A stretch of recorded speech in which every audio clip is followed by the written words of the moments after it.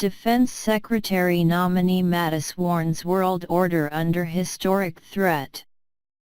Defense Secretary nominee James Mattis issued a grave warning Thursday at his Senate confirmation hearing, saying the established world order is under its biggest attack since World War II as he called for boosting military readiness and America's alliances.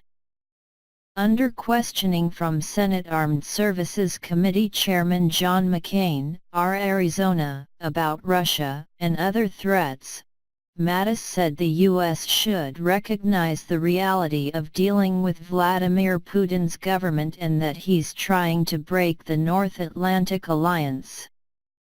Citing Russia's aggressions and other concerns, he said, "I think the world order is under the biggest attack since World War II, from Russia, from terrorist groups and with what China is doing in the South China Sea."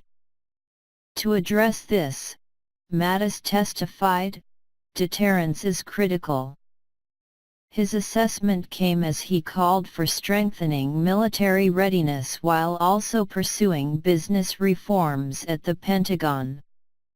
He said U.S. forces must be the best led, best equipped, and most lethal in the world.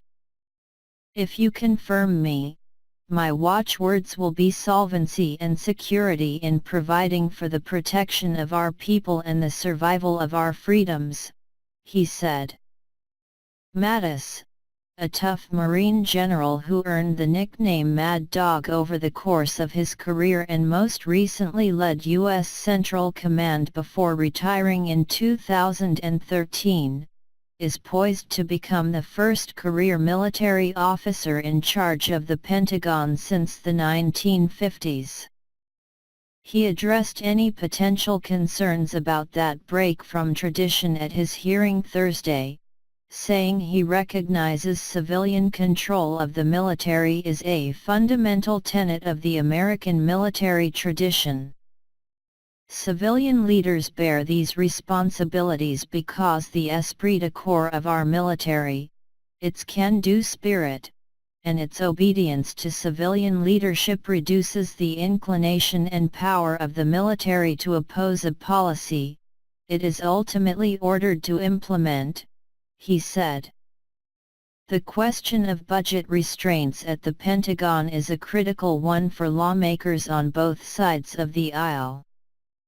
Armed Services Committee Chairman John McCain, R. Arizona, warned at Thursday's hearing that the military can't proceed with business as usual as he ripped arbitrary congressional caps on spending. Mattis agrees that those policies cause concerns. His assurances on dealing with Russia also follow concerns from McCain and other senior lawmakers that the incoming Donald Trump administration is wrongly warming to Moscow. Mattis' testimony falls amid a packed week of confirmation hearings for top Trump cabinet nominees, including Sen. Jeff Sessions for Attorney General and Rex Tillerson for Secretary of State. Both nominees have faced pushback on Capitol Hill, but virtually all of Trump's picks, Mattis included, are expected to win confirmation provided Republicans hold together on the final vote. In prepared remarks for the hearing, Mattis expressed unqualified support for traditional U.S. international alliances. In contrast, during the White House campaign, Trump insisted that U.S. treaty allies and security partners pay more for their own defense and for hosting American forces on their soil. Mattis is a former leader of NATO's Transformation Command, in charge of efforts to adapt the alliance's structure and capabilities to 21st-century threats. Before Mattis can join the cabinet, Congress must approve a one-time exception to a law requiring a military officer to be out of uniform for at least 7 years before leading the Pentagon. Even some of Trump's strongest critics say Mattis merits the exception.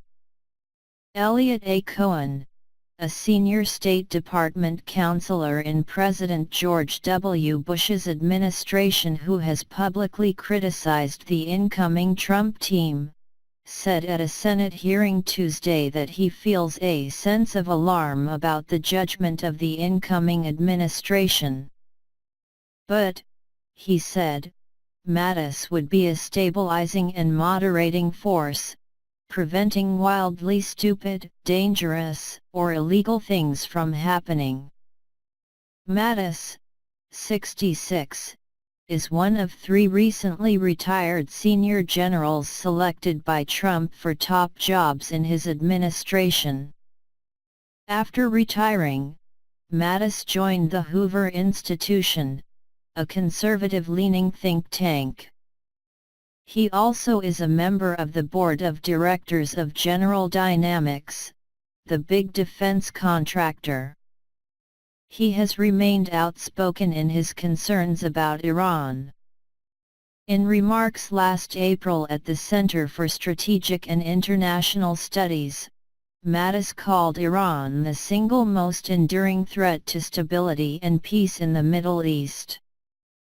Mattis is best known as a battle-hardened combat officer who served in Afghanistan and Iraq.